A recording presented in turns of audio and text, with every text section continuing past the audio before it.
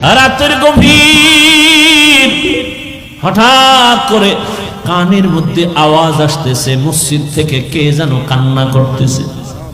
কে শুনতেছে? নবী।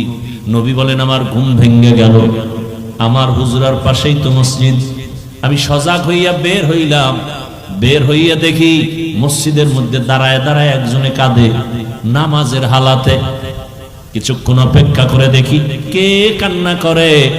নজর করে দেখলাম সাধারণ কেউ না, জান্নাতি প্রথম সাহাবী আবু বকর নামাজে দাঁড়ায় কাঁদতেছে। জান্নাতি সাহাবী কাঁদে। নামাজের পরে নবীজি গাইলেন, ও আবু বকর, আপনি নামাজে কাঁদলেন কেন? আল্লাহর আদালতে দাঁড়াইয়া হিসাব দেওয়ার ভয়ে। কেন? আপনি না জান্নাতি? 10 জনের ভেতর আপনি প্রথম। আবু বকর বলেন, ইয়া রাসূলুল্লাহ, আপনিই তো বয়ান করেছেন কিয়ামতের ময়দান এতটা ভয়ঙ্কর হবে, হাসরের মাঠে নারী আর পুরুষ সবাই উলঙ্গ দাঁড়াবে, সূর্যটা নিচে নেমে আসবে, সূর্যের গরমে জমিনটা তামা হয়ে যাবে, জাহান্নামের আওয়াজ, নবীরা পর্যন্ত গুনাহ নাই কিন্তু তারা কান্না করে বেকারার হয়ে যাবে। কেমন কঠিন হালাত হবে ওই সময়। আমি আবু বকরের কি উপায় হবে? আল্লাহ যদি ডাকেন আর বলেন, আবু বকর, আমার মোহাব্বতে কি আমল নিয়ে আসছো? আমি যদি বলি, হে আল্লাহ, নামাজ রোজা তেলাওয়াত নিয়ে আসছি। আল্লাহ যদি বলেন, আমি যেইভাবে নামাজ চাইছি ওইভাবে নামাজ পড়তে পারো নাই, আমি যেইভাবে জিকির করতে চাইছিলাম ওইভাবে আমাকে জিকির উপহার দিতে পারো নাই, বাপ তোমার আমল নিয়ে যাও, জাহান্নামের হ্যান্ডকাপ লাগায়া দাও। নবীরা যদি কাঁদেন তো আমি আবু বকরের উপায় কি হবে? এবার বুঝেন তো, আবু বকরের মতো ব্যক্তি সে কে? শুধু তার বিষয় আলোচনা করলে রাত পার হয়ে যাবে। রাসূল বলেন, দুনিয়ার সব মুমিনের আমল যদি এক পাল্লায় দেওয়া হয়, আবু বকরের মাত্র 2টা আমল যদি আরেক পাল্লায় দেয়, আবু বকরের 2 আমল সারা দুনিয়ার মুমিনদের আমল থেকে ভারী। ওমর বলতেছে, আবু বকর, আপনি আমি ওমরের সব আমল নিয়ে জানি, আপনার 2টা আমল আছে দামি, আমি জানি, ওটা আমারে দেন। আবু বকর কে? আল্লাহ নিজে জিব্রাইলকে পাঠায় বলে, আজকে আবু বকরকে আমি আল্লাহর পক্ষ থেকে স্পেশাল সালাম দাও। সেই আবু বকর কাঁদতেছেন কিসের ভয়? আপনি কোন জগতের মাস্তান?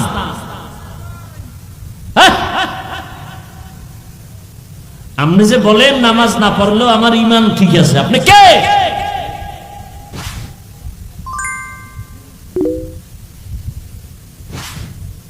আল্লাহর ভয় কিচ্ছু নাই। সুদের সাথে যারা জড়িত এদের হজ কবুল হবে না, নামাজ কবুল হবে না, রোজা কবুল হবে না, দান সদকা কবুল হবে না, তওবা না করা পর্যন্ত একটা মোনাজাত জীবনে কবুল হবে না। আপনি 1000 বার হজ করেন, একটা লাব্বাইকও কবুল হবে না, বরং 24 ঘন্টার সেকেন্ড অল টাইম কবিরা গুনাহ। তওবা না কইরা যদি কেউ মরে, চিরস্থায়ী জাহান্নামী। কয়দিন? চিরস্থায়ী। বুঝা মিলের পর হারাম খাইও। সুদখোরেরা যত মুনাজাত দিবে, একটা মুনাজাতও মৃত্যুর আগ পর্যন্ত তওবা না করলে কবুল হবে না। কোটি কোটি টাকা দিয়ে যদি মাদ্রাসা মসজিদ বানায় দেয়, 1 বিন্দু সওয়াব পাবে না। ও কত বড় খারাপ! 24 ঘন্টা কার সাথে জিনার গুনাহ হয় বলেন না? এর থেকে আর কুলাঙ্গার সন্তান দুনিয়াতে কি হতে পারে? ও তো কুলাঙ্গার, ও তো ভালো সন্তান নয়। আল্লাহ হেদায়েত দান করুন। এই সব কিছুর মূলে বয়ান তো আপনারা, এই সুদ খাওয়া হালাল না হারাম এটা আপনারা আগের থেকে জানেন না, তারপর আমার উপরে রাগ করেন কেন? আমি যেই বয়ানগুলো করছি, এই যদি আগামী জুমায় কোনো ইমাম সাহেব করে, খতিব সাহেব, কমিটির লোক বলবে 1 মাস বাড়িতে ঘুরে আইয়েন, রেস্টে থাকেন। ঠিক নেই? কেন? শিয়ালের হাতে মুরগি আমানত। কার হাতে আমানত? শিয়ালের হাতে। মুরগি শিয়ালের হাতে দিলে যা হয়, সুদখোরের হাতে মসজিদ মাদ্রাসার চাবি দিলে তো তাই হয়। আল্লাহ হেদায়াত দান করুন। চান্দাবাজি আর ধান্দাবাজির জীবন তো কম দেখলেন না, এবার তওবা করেন। দুনিয়ায় দেখবেন সম্মান বাড়বে, আখিরাতেও বাড়বে। এই দেশে এই ঝামেলা সেই ঝামেলা, পুলিশ ঝামেলা, আর্মি ঝামেলা, বিডিআর ঝামেলা, এই এরপর দেশে পুলিশ নাই, র্যাব নাই, আর্মি নাই। সেদিন এক আর্মি এসে কান্দে আর দোয়া চায়। এই কয়েকদিন আগে হুজুর হালাল ভাবে যেন একটা রাস্তা আল্লাহ খুইলা দেয় আমার রিজিকের। আমি আর্মির চাকরি করতাম, ছেড়ে দিছি এই মাসখানে আগে। কেন? কয় আমাকে বারবার বলা হয় দাড়ি কাটো, দাড়ি কাটো, দাড়ি কাটো। আমি বললাম আমি চাকরি ছেড়ে দিলাম। আসলে এখানে তো আমার কোনো আয় নাই, ব্যয় নাই। আপনি জাহান্নামে গেলে আমার কিছু আইবে যাইবে? আমাদের দায়িত্ব শুধু বুঝানো। কাউকে গালি দেওয়ার অধিকার আমার ইসলাম দেয় নাই, বুঝাইতে পারি এতটুকুই, মোহাব্বত লাগাইয়া। হয়তো দুই একটা কথা একটু গরম মেজাজে বলি, এটা মানুষ হিসাবে তবিয়ত।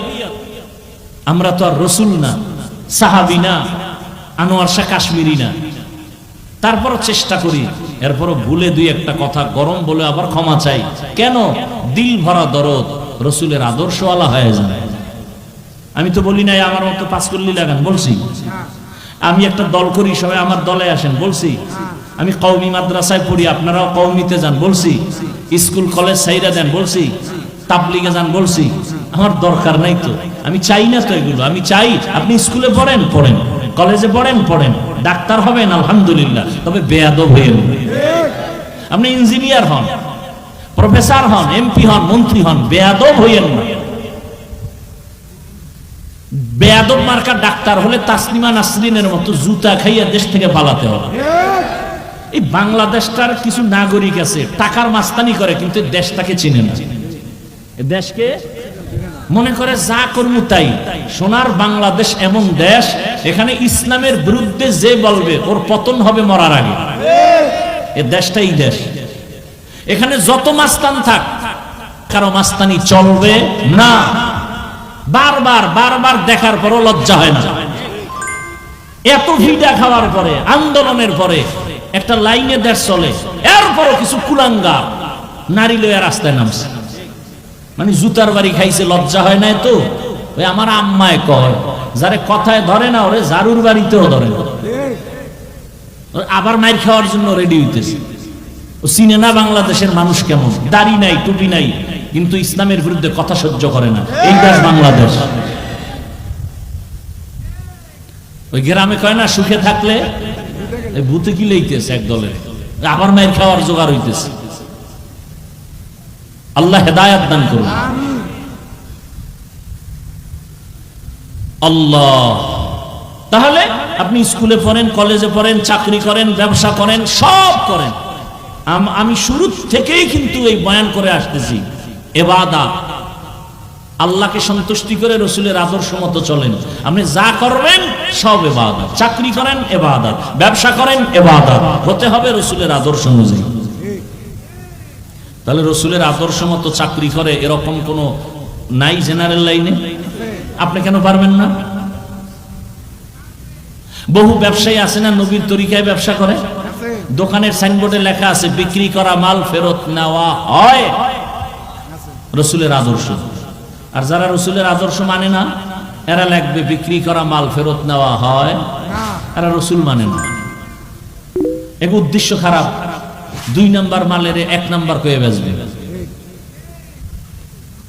ব্যবসা করিয়াও জান্নাত পাওয়া যাবে না? যাবে না। রসুলের তরিকায় ব্যবসা করে। ইয়া আইয়ুহাল্লাযীনা আমানুত্তাকুল্লাহা ওয়াল তানজুর নাফসুম মা কদ্দামাত লিগাদিন ওয়াত্তাকুল্লাহ। বারবার আল্লাহ বলেন আমাকে ভয় করো, পরকাল জীবনের সম্বল সঞ্চয় করো। ও এলাকার যুবক বাবারা, ব্যবসায়ী, চাকরিজীবী, পর্দার আড়ালের মা বোনেরা, এখনো সময় আছে, তওবা করে নেন। জীবনে গুনাহ তো কম করলেন না, নামাজ কম ছাড়লেন না, বেপরদায় কম চললেন না, এখন থেকে তওবা করেন। আল্লাহর হুকুম অনুযায়ী নবীর তরিকা নিয়ে চলবেন। মা বাবার দোয়া, শিক্ষকের দোয়া, উলামায়ে কেরামের দোয়া, পরামর্শ নিয়ে চলবেন। জীবনে আর নামাজ ছাড়বেন না, বেপরদায় চলবেন না, কারো উপরে অন্যায় ভাবে জুলুম করবেন না। তওবা করার নিয়ত যদি থাকে ওমরের মতো আল্লাহ আপনাকেও গ্রহণ করে নেবেন। কপাল যদি পুড়িয়া যায় হাজারো বয়ান শুনবেন, আবু জাহালের মতো কপাল পোড়াই থেকে যাবেন। আল্লাহর কাছে দোয়া করেন, আমিও দোয়া করি, আল্লাহ আমাদের ওমরের মেজাজওয়ালা তওবাকারী হিসাবে কবুল করেন, আমিন। আলহামদুলিল্লাহি রাব্বিল আলামিন, ওয়াসসালাতু ওয়াসসালামু আলা সাইয়্যিদিল আম্বিয়া ওয়াল মুরসালিন ওয়া আলা আলিহি ওয়া আসহাবিহি আজমাইন। ইয়া আরহামার রাহিমিন, ইয়া আরহামার রাহিমিন, ইয়া আরহামার রাহিমিন। রব্বিরহামহুমা কামা রাব্বায়ানি সগীরা। আল্লাহুম্মা ইন্নাকা আফুউন কারীম তুহিব্বুল আফওয়া ফা'ফু আন্না। আল্লাহুম্মা ইন্না নাসআলুকা রিযাকা ওয়াল জান্নাহ ওয়া নাউযু বিকা মিন সাখাতিকা ওয়ান নার। ও দয়ার মালিক, গুনাহের বোঝা নিয়ে আপনার দরওয়াজায় হাজির, মেহেরবানি করে আমাদের জীবনের গুনাহগুলো মাফ করে দেন। আয় আল্লাহ, আজকের মাহফিল কবুল করে নেন, মাদ্রাসা কবুল করে নেন, সবার সহযোগিতা কবুল করে নেন, এলাকায় শান্তি দান করেন, সারা দুনিয়ার মুসলমানদের হেফাজত করেন, জালেমদের জুলুম থেকে হেফাজত করেন, বাংলাদেশ শান্তির দেশ বানায় দেন, জুলুম থেকে দেশ ও জাতিকে হেফাজত করেন, মা বোনদের আবেদা বানায় দেন, সন্তানগুলো নেককার বানায় দেন, আমার কলিজার যুবকদের দিনদার বানায় দেন, মোবাইলের গুনাহের থেকে হেফাজত করেন, যারা লেখাপড়া করে পরীক্ষার্থী কামিয়াবি দান করেন, মা বাবার বাধ্যগত সন্তান বানায় দেন, আদো বলা জিন্দেগি দান করেন।